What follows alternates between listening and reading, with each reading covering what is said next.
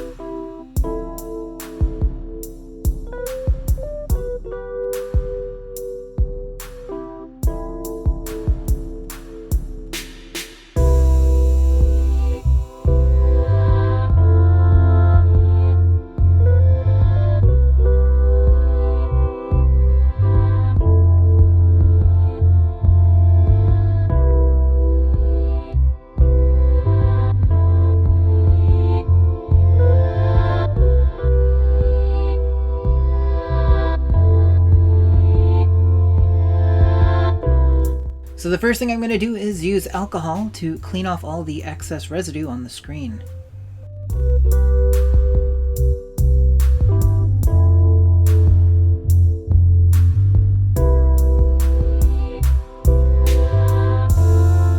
Next, I'm going to go over the board, concentrating on the contact points for the buttons.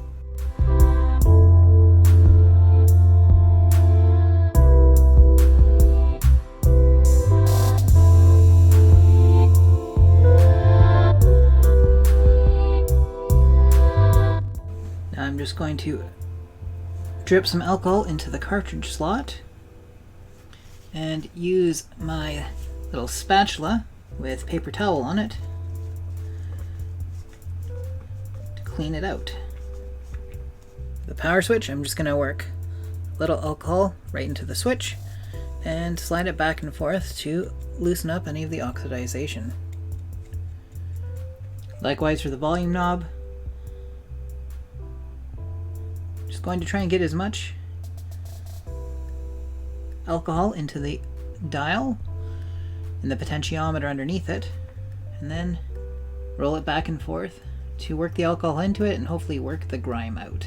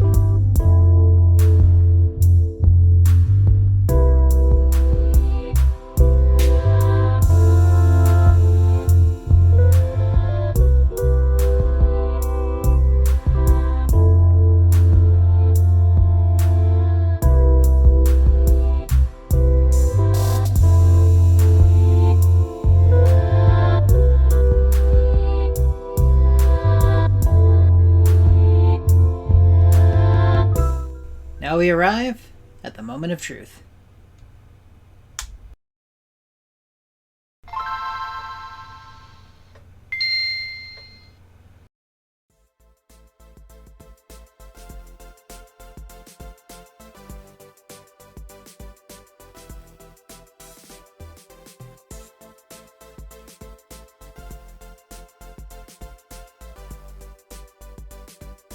And my original Game Boy Advance is now good as new with a wood grain makeover. The new shell feels pretty good, although I will admit that the D-pad doesn't feel as good as the original one. Whether or not this is because my old one was broken in and this one just needs some time, or if the new one just won't feel as good, that remains to be seen.